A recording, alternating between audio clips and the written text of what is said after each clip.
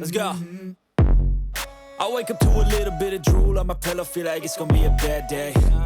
Yeah, I'm tired of shit, and the coffee ain't hit yet, damn, ain't that great. I don't wanna go to work, cause my boss is a jerk, and I'm not even that paid. I need a change in my life, cause ಹತ್ತಿ ಮಾರಾಟದ ರೈತ ಮಹಿಳೆ ಜ್ಯೋತಿ ಖಾತೆಯಿಂದ 6,70,000 ರೂಪಾಯಿ cyber ವಂಚನೆ. ಕೇಂದ್ರ ರಾಜ್ಯ ಸರ್ಕಾರ ಪರಿಹಾರ ನಿಧಿಯಿಂದ ನೀಡಲು ಆಗ್ರಹ.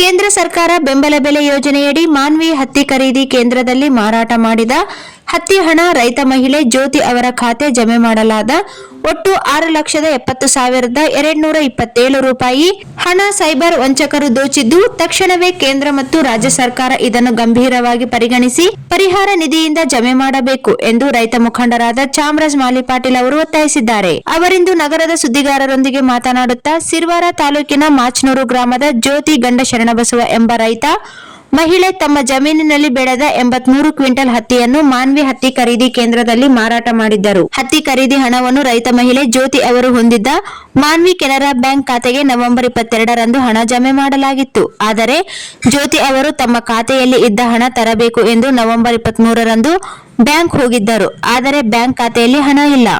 ಸೈಬರ್ ವಂಚನೆಯಿಂದ ರೈತ ಮಹಿಳೆ ಜ್ಯೋತಿ ಅವರು ತಮ್ಮ ಖಾತೆಯಲ್ಲಿ ಇದ್ದ ಒಟ್ಟು 6,70,227 ರೂಪಾಯಿ 57 ಪೈಸೆ ಹತ್ತಿ ಮಾರಾಟದ ಹಣವನ್ನು ಸೈಬರ್ ವಂಚಕರು ದೋಚಿದ್ದಾರೆ ಎಂದು ಬ್ಯಾಂಕ್ ವ್ಯವಸ್ಥಾಪಕರು ತಿಳಿಸಿದ್ದಾರೆ. ಒಟ್ಟು 6,70,000 ಹಣ ಅವರು ಬೇರೆ ಬೇರೆ ಖಾತೆಗಳಿಗೆ ಜಮೆ ಮಾಡಲಾಗಿದೆ. ಬ್ಯಾಂಕ್ ಆಫ್ ಬರೋಡಾ ಖಾತೆಗೆ ಹಣ ವರ್ಗಾಯಿಸಲಾಗಿದೆ. ಈ ಕುರಿತು ಸೈಬರ್ ಕ್ರೈಂ ಪೊಲೀಸ್ ಠಾಣೆಯಲ್ಲಿ ಪ್ರಕರಣ ದಾಖಲಿಸಲಾಗಿದೆ. ಸೈಬರ್ ಪೊಲೀಸರು ತನಿಖೆ ನಂತರ ಮಾಹಿತಿ ನೀಡಲಾಗುವುದು ಎಂದರು.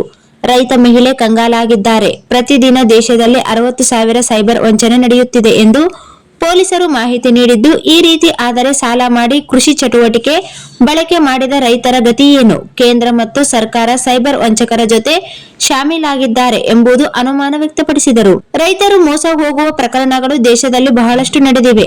ಆದರೆ ರೈತರು ಕಷ್ಟಪಟ್ಟು ಬೆಳೆದ ಹಣ ಈ ರೀತಿ ಸೈಬರ್ ವಂಚಿತರು ದೋಚಿದರೆ ಬ್ಯಾಂಕ್ ಮೇಲೆ ಇರುವ ವಿಶ್ವಾಸ ರೈತರು ಕಳೆದುಕೊಳ್ಳುವ ಗಂಭೀರ ಪರಿಸ್ಥಿತಿ ಬ್ಯಾಂಕುಗಳು ಎದುರಿಸಬೇಕಾಗುತ್ತದೆ.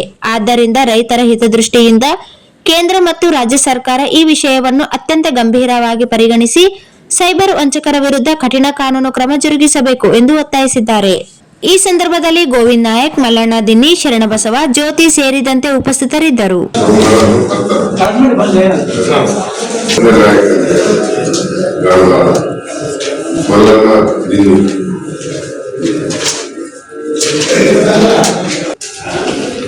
ರೈತರಿಂದ ಬೆಂಬಲ ಬೆಲೆಯಲ್ಲಿ ಹತ್ತಿ ಖರೀದಿ ಮಾಡ್ತಾ ಇದೆ. 8,000 ರೂಪಾಯಿ. ಸಿರ್ವಾರ ತಾಲೂಕಿನ ಮಾಚನೂರು ಗ್ರಾಮದಲ್ಲಿ ಒಬ್ಬ ರೈತ ಮಹಿಳೆ ಹತ್ತಿ ಕೇಂದ್ರಕ್ಕೆ ಹತ್ತಿ ಮಾರಾಟ ಮಾಡಿದ್ದಾರೆ. ಸುಮಾರು 6 ಲಕ್ಷಕ್ಕೂ ಅಧಿಕ ಬರ್ತಾರೆ. ಅವರು ಸ್ವಲ್ಪ ಡಾಕ್ಯುಮೆಂಟ್ಸ್ ಅವರೆಲ್ಲ 6 ಲಕ್ಷಕ್ಕೂ ಅಧಿಕ ದುಡ್ಡು ಅವ್ರ ಖಾತೆಗೆ ಜಮಾ ಆಗಿದೆ. ಒಂದು ದಿವಸ ತಡ ಆಗಿದ್ರು ತಗೊಳ್ಳಕ್ಕೆ. ಆ ದುಡ್ಡು ಬೇರೆಯವರು ಖಾತೆಗೆ ಹೋಗಿದೆ. ಒಂದು 4-5 ಖಾತೆಗಳಿಗೆ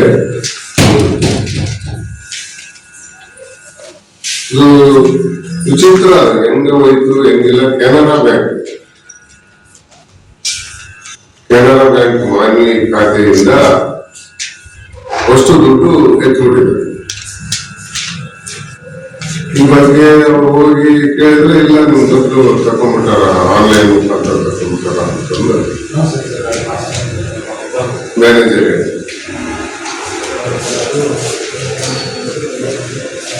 ಇದಾದ್ಮೇಲೆ ನಂತರ ಏನ್ ಮಾಡ್ಬೇಕು ಅಂದ್ರೆ ಅನಿವಾರ್ಯವಾಗಿ ಸೈಬರ್ ಕ್ರೈಮ್ ಪೊಲೀಸ್ ಸ್ಟೇಷನ್ಗೆ ಕಂಪ್ಲೇಂಟ್ ಮಾಡಿದ್ದಾರೆ.